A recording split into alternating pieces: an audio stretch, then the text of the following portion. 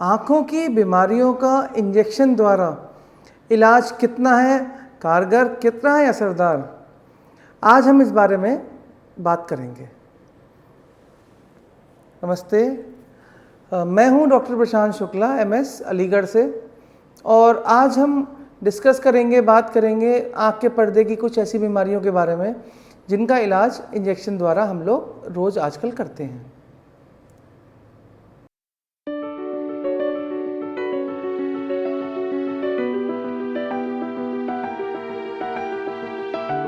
आजकल टेक्नोलॉजी के ज़माने में हमारे पास कुछ ऐसी पद्धतियां हैं जिनसे हम आँख के पर्दों की बीमारियों का इलाज, जो कि पहले संभव नहीं था, आज कुशलपूर्वक, सफलतापूर्वक हम उनका इलाज कर पाते हैं, जो कि पहले हम लोग नहीं कर पाते थे।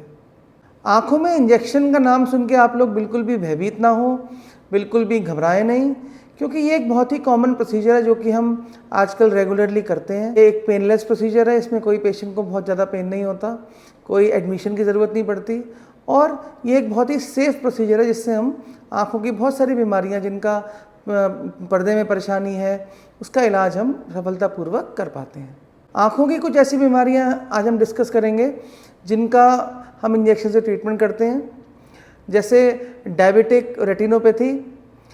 जिस किसी पेशेंट को हाई डायबिटीज़ है, उनकी आँखों के पर्दों में खून के धब्बे, खून के छींटे आ जाते हैं, तो उनको साफ़ करने के लिए हम लोग इंजेक्शन देते हैं। हाई ब्लड प्रेशर वाले पेशेंट्स या हाई डायबिटिक वाले पेशेंट्स की जो आँख के पर्दों की खून की नलियाँ हैं वो कभी कभी फट जाती हैं, जिसको हम वीनस ऑक्लूजन बोलते हैं। उसमें हम लोग इंजेक्शन देते हैं और आँख के जो पर्दे में खून आ जाता है उसकी सफाई करते हैं। किसी किसी बीमारी में जो हमारा देखने का इलाका है वहाँ पर सूजन आ जाती है, जिसको हम सिस्टोइड मैक्युलर एडिमा बोलते हैं, उसका ट्रीटमेंट हम लोग इंजेक्शन के माध्यम से करते हैं। बहुत सारे पेशेंट्स जिनकी एज ज़्यादा हो जाती है, उनके आँखों के पर्दों में खून आ जाता है एज रिलेटेड मैक्युलर डिजेनरेशन की वजह से, और कोरोइडल न्यू वैस्कुलर मेम्ब्रेन्स बन जाती हैं जो कि ब्लीड कर जाती हैं, तो उसमें हम लोग इंजेक्शन देते हैं। कभी कभी आँख के पर्दे के सामने विट्रस में विट्रस हैमरेज हो जाता है, उसमें हम लोग इंजेक्शन देते हैं। तो ऐसी कई बीमारियां हैं आँखों के पर्दों की जिनका इलाज हम आज के समय में, आज के युग में इंजेक्शन के माध्यम से करते हैं। तो कुछ इंजेक्शंस जो कि मार्केट में अवेलेबल हैं हमारे पास, जिसमें कि एवास्टिन है, राजुमाब है, रानी आइज़ है, एक्सेंट्रिक्स है, आइलिया है, ऑजुडेक्स है। ऐसे बहुत सारे विकल्प हमारे पास हैं जो कि हम पेशेंट की आँख की कंडीशन देख के उनको एडवाइस करते हैं। अब इन सारे इंजेक्शंस में जितने भी ऊपर वाले इंजेक्शन हैं ऑजुडेक्स को छोड़ के, वो एंटी VEGF इंजेक्शंस हैं, और ऑजुडेक्स जो है वो एक स्टेरॉयड इम्प्लांट है डेक्सामेथासोन वाला। तो थोड़ा सा बता देते हैं कि ये VEGF क्या होता है और एंटी VEGF क्या होता है। जिन भी पेशेंट्स की आँखों के पर्दों में सूजन आती है या ब्लीडिंग होती है, तो उनके पर्दों में एक VEGF factor, vascular endothelial growth factor बनता है, जो कि आँखों के पर्दों में सूजन या ब्लीडिंग कर देता है। तो ये जितने भी इंजेक्शंस हैं ये उस ग्रोथ फैक्टर को बनने से रोकते हैं, और तभी इनका नाम एंटी VEGF है। फिर दूसरी ओर ऑजुडेक्स जो है वो स्टेरॉयड इम्प्लांट है, तो वो भी यही काम करता है, लेकिन पहले हर पेशेंट में हम एंटी VEGF ही पहले ट्राई करते हैं, और अगर उस पेशेंट को एंटी VEGF इंजेक्शन से आराम नहीं मिलता तो फिर सेकेंड ऑप्शन में हम उसको स्टेरॉयड इम्प्लांट के लिए एडवाइस कर देते हैं।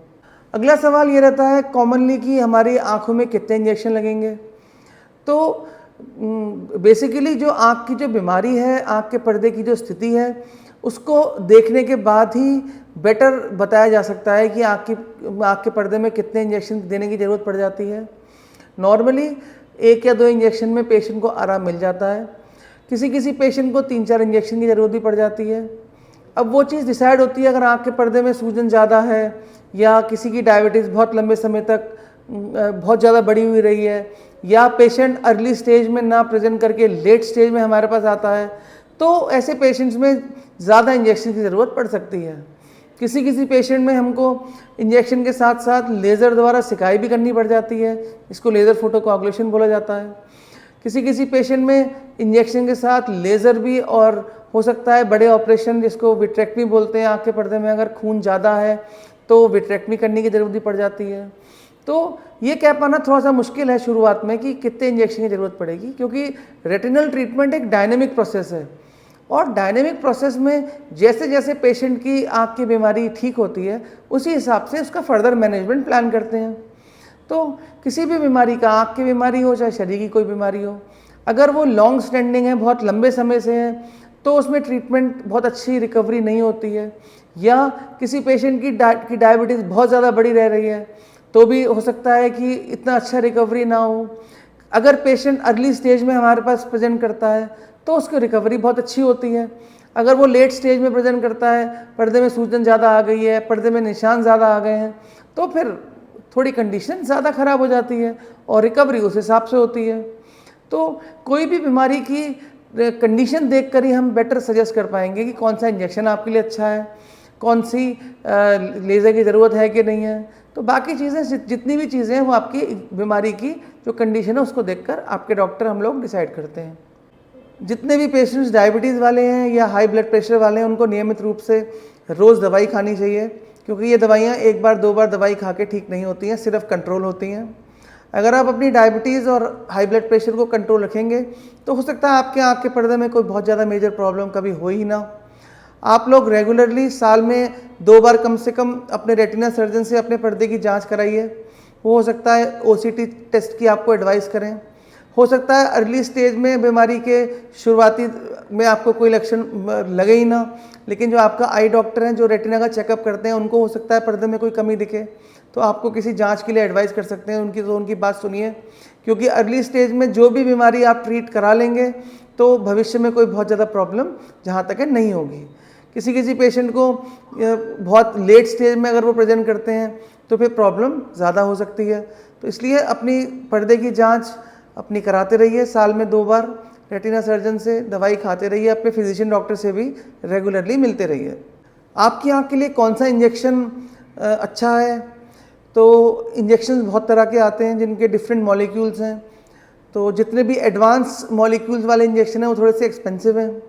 तो हम लोग पेशेंट से को काउंसिल करके उनके हिसाब से, उनकी डिज़ीज़ के हिसाब से, उनकी फाइनेंशियल स्टेटस के हिसाब से हम इंजेक्शन पेशेंट्स को सजेस्ट करते हैं कि कौन सा इंजेक्शन उनके लिए ठीक रहेगा।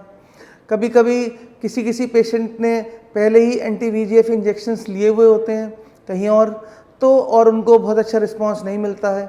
अगर हम OCT पे चेक करते हैं कि हाँ अभी भी पर्दे में सूजन है, तो फिर हम उनको स्टेरॉयड इम्प्लांट के लिए एडवाइस करते हैं। स्टेरॉयड इम्प्लांट जो है एक बार लगाने के बाद कम से कम 2.5 से 3 महीने तक उसका असर रहता है। तो जो भी इंजेक्शन हम आपको सजेस्ट करेंगे वो हम आपकी आँख की कंडीशन देखकर, आपके फाइनेंशियल स्टेटस को देख के उस हिसाब से हम सजेस्ट करते हैं। और कितने इंजेक्शन लगेंगे, जैसे मैंने पहले आपको बताया कि वो एक डायनेमिक प्रोसेस है, जैसे जैसे पेशेंट को आराम मिलता रहता है हम उसके हिसाब से फर्दर ट्रीटमेंट को प्लान करते रहते हैं। तो मुझे लगता है आज के लिए काफ़ी हमने डिस्कस कर लिया है, और हो सकता है अगर आपको ये वीडियो अच्छा लगा हो तो इसको लाइक, शेयर, सब्सक्राइब जरूर करें। हम कोशिश करते हैं कि हर रोज़ एक नया वीडियो आपके लिए लेकर आएँ। नोटिफिकेशन बेल को ज़रूर क्लिक कर लें ताकि जो भी हम वीडियो नया अपलोड करेंगे उसके नोटिफिकेशन आपको तुरंत मिलेगी। और हमारे साथ जुड़े रहने के लिए बहुत बहुत धन्यवाद। मैं चाहूँगा आपका दिन शुभ हो, और नमस्कार।